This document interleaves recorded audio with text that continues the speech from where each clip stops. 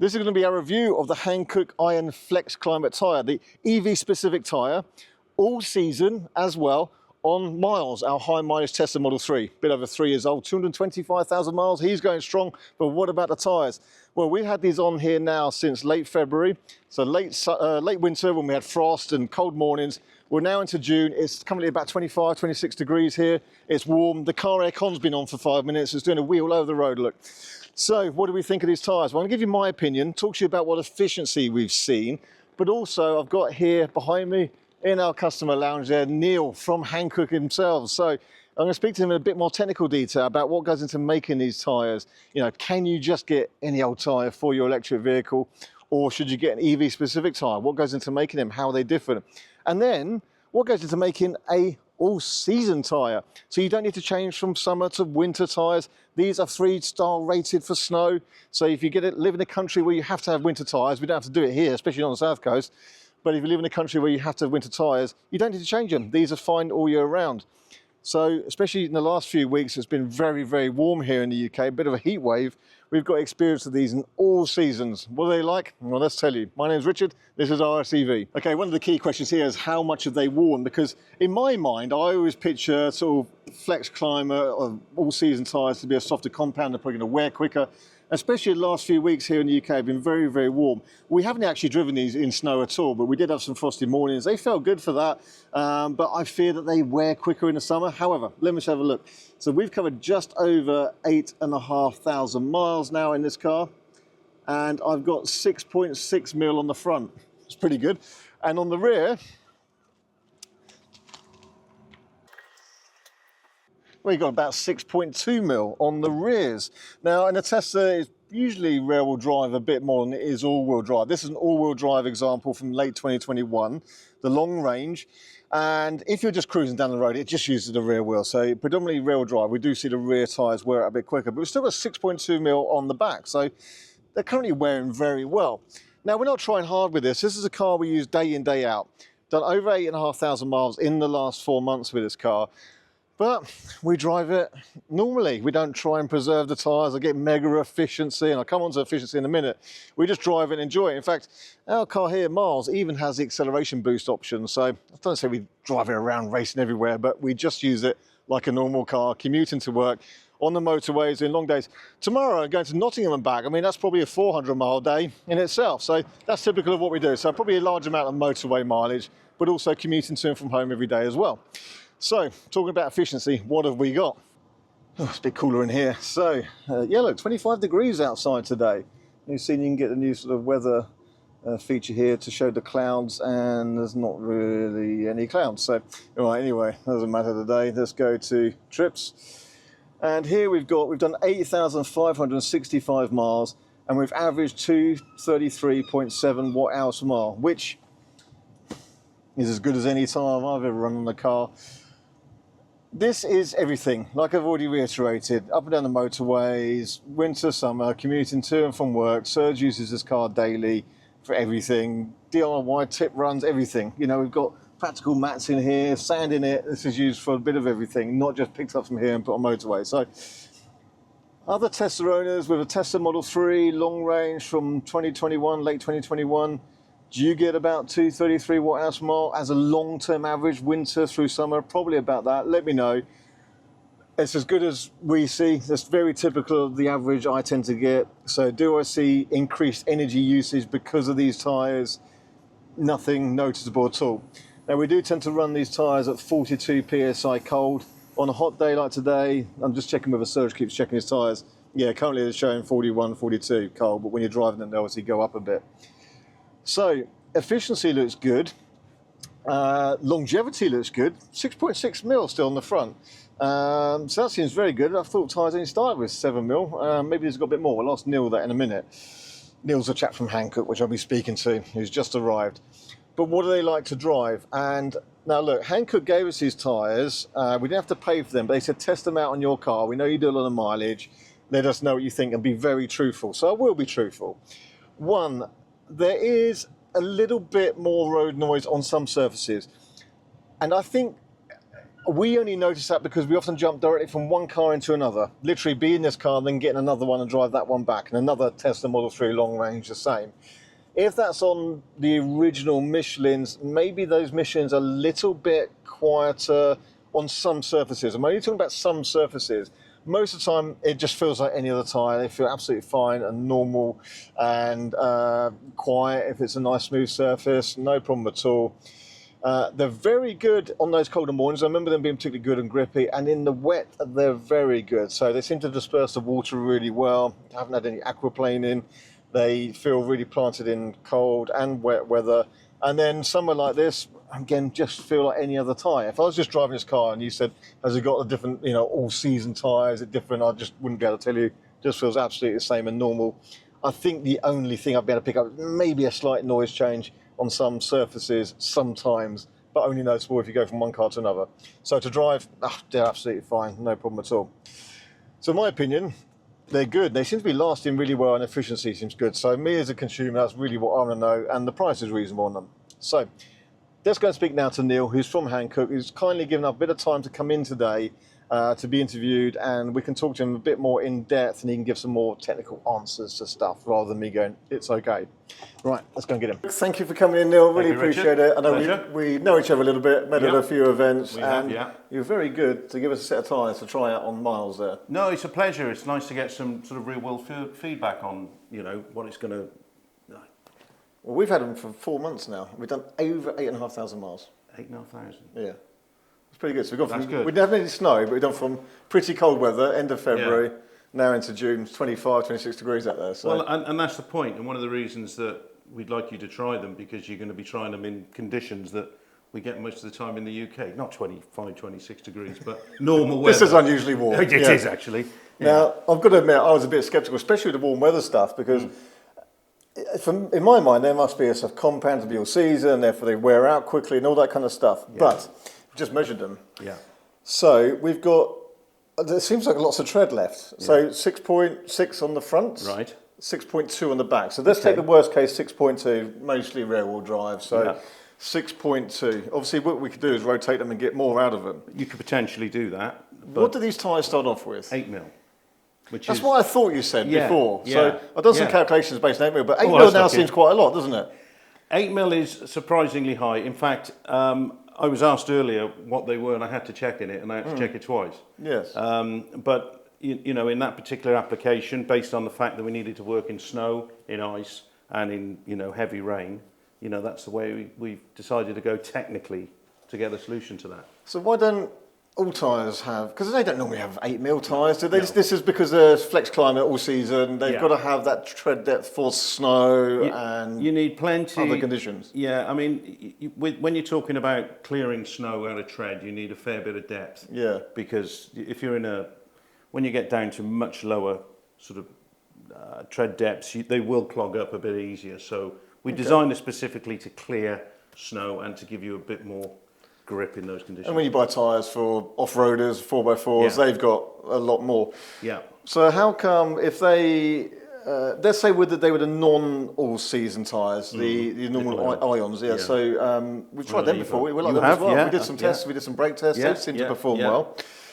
They start off with how much by comparison? Around about 6.6, 6.7. And would that be normal for like a normal tyre? We're a bit more generous with our tread depths. Okay. Some of our competition will really push them down as much as they can. Again, it's a sort of cheat code for efficiency. Yeah, okay. The less tread depth remaining on your tyre, the more efficient it will run. We've known this for years. Is that because of tread depth movement, I guess? I don't know, I'm guessing at it, Yeah, but you think rolling resistance is the loss of energy due to heat. Okay. So as it wears down, there's less movement, less heat, more efficiency, less rolling resistance. Okay. So actually, in terms of efficiency, we've had our worst moment. We've had it with the most tread depth, the most flex. Yeah. So our efficiency should be the worst, really, that we will experience with these tyres. Well, not only efficiency, but wear, because they always wear quicker. Okay. So, when they come, one of the differences, or the key differences with a all-season tyre is we design these what we call biting edges into the block. So if you look at a block on a standard tyre, it's one block. on a all season, it'll have multiple swipes in it, little cuts. Yes. And they go quite deep into the tread itself. Yes. And they produce a lot of heat. They're not so much heat, but a lot of movement that gives you the biting edges. Right, I see. And it actually replaces the need for heat. So that's the main difference. That's what you're going to get when you go down that. So if anything, our efficiency should get better, but it's good. 233 watt hours per mile, and I think any Tesla Model 3 long range owner 2021 onwards car heat pump, that one's a 71 plate, so late 2021. That, as far as all the Model 3s are driven, which is hundreds, seems pretty good. You know, again, unless you're going to run 2,000 miles side by side, and I'm sure there's somebody watching this video who wants me to do that. Yeah, I'm not if you've got time. 200 miles side by side, you're never going to get the gauge. You'd have to do a couple of thousand. I don't know, just to get a tiny minuscule difference. But let's have other comments from other Model 3 long range drivers. That's summer and winter. Everything commuting up and down the motorway a lot. 70, and I don't know. Tomorrow I've got to go Nottingham and back. I'm not going to go along the motorway at 50 hypermiling. No, I'm just going to drive it as quick as I can. Look, I mean, you know, when we came to market with this tyre, I think it's fair to say that the UK isn't an all-season. It hasn't accepted all-season, you know, close to its chest, but it really should do because it's an all-season market.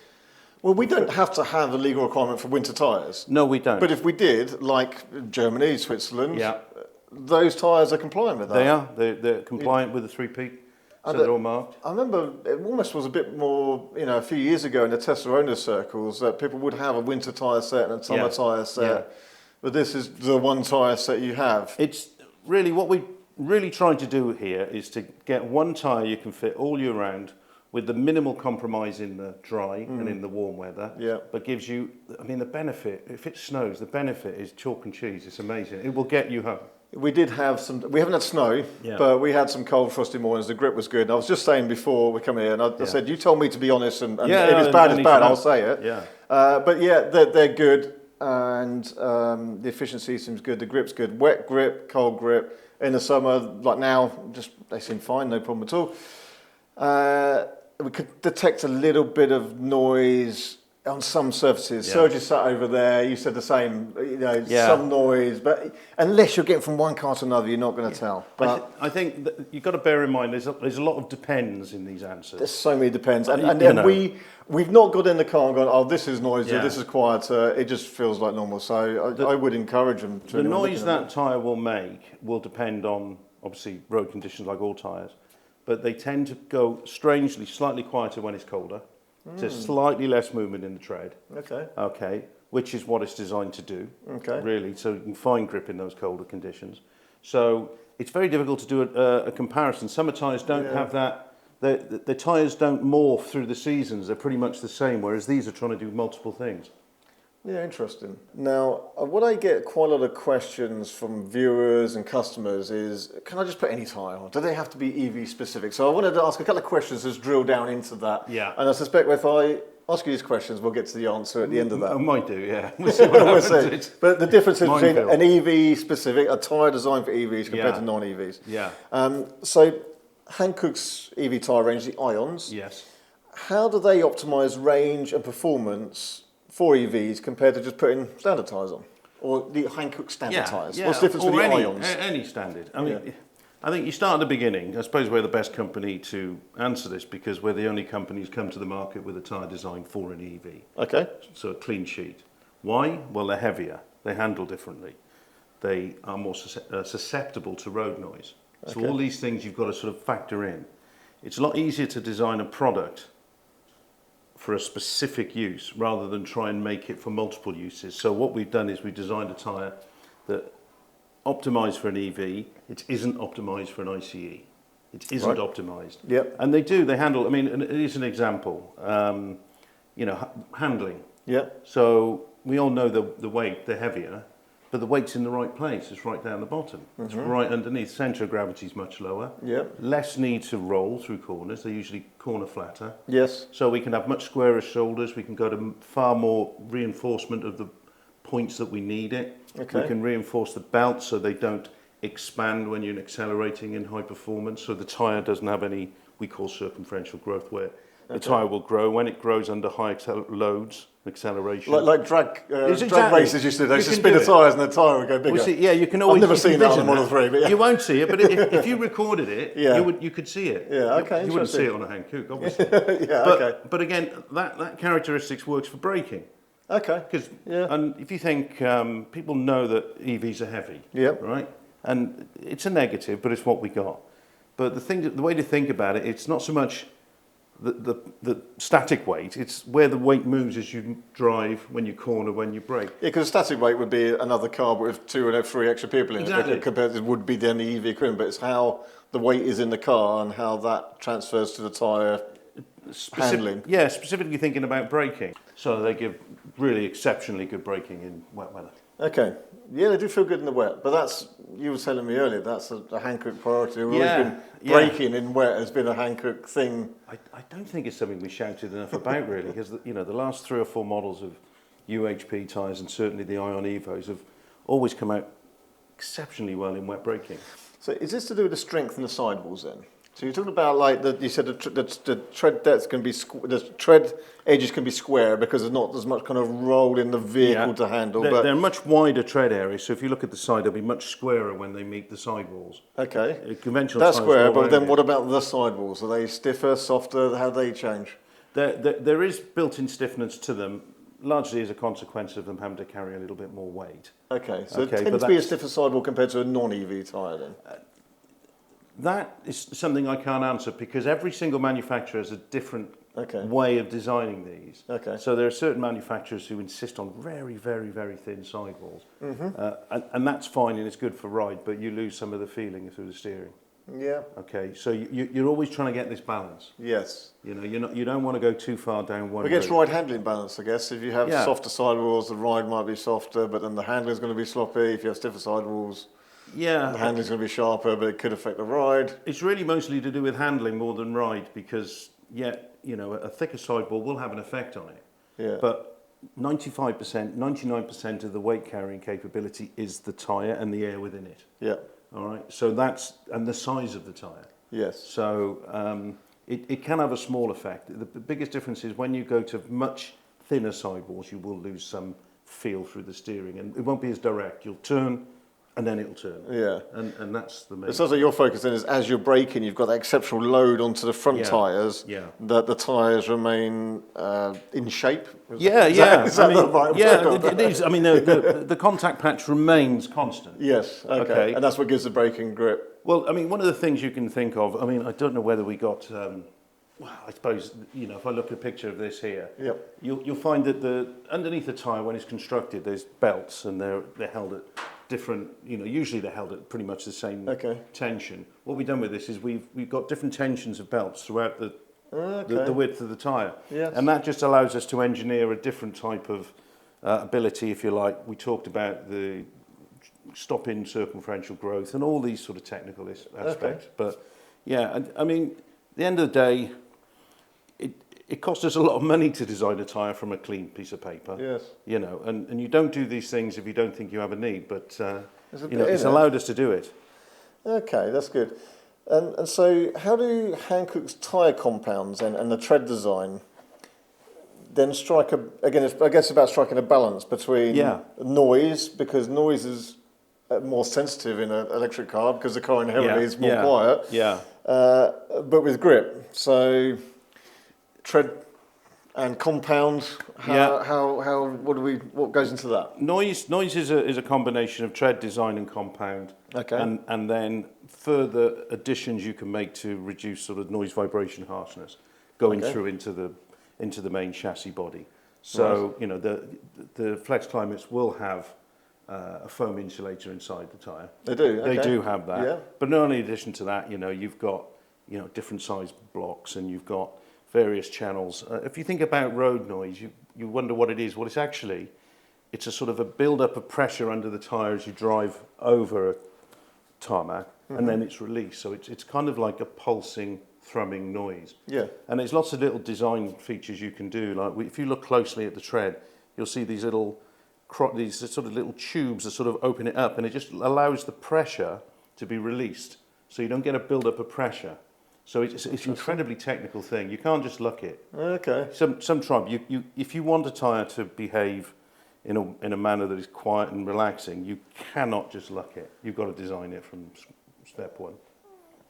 Very interesting. Anyone know that? No? I didn't know that. That's good. Just me, Dave. A few technical difficulties, Neil. It's The all right. edit's coming together. We Yeah. have to keep changing batteries. Sort of matching my mood It is today, that warm today, isn't I it? know So it is, anyway, so EVs are torquey and powerful. Instant torque from electric motor. Our Model 3 is a quick car, 0 to 60, 3.5 seconds. So with the torque and with the weight, that must be a big influence in their design and how these tyres are constructed. Yeah.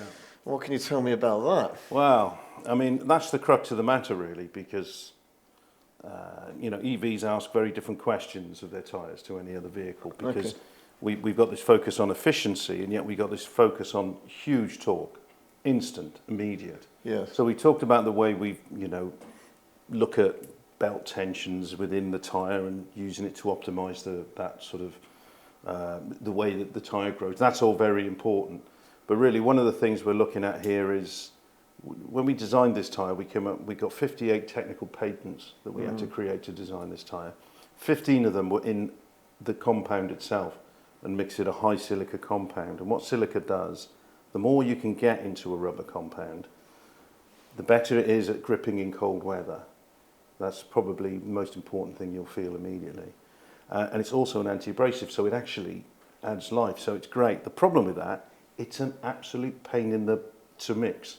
Right. So we had to come up with a whole new way of doing it, and we do it with static electricity, and it's like a big Magimix. But we needed 15 patents to come up with this. And this technology will filter into our other products, and it's still doing it now. Okay. But it gives you an example of, you're starting at real first principles to make this product. Okay. And this will change really with the focus on EVs. So you've been making tyres for a long time, but this is kind of getting a bit more specialised because of the dedication to EV tyres. It's because, look, we've made tyres that have been efficient for years, okay, but you've never had a screen telling you in front of you what that means. This is your range.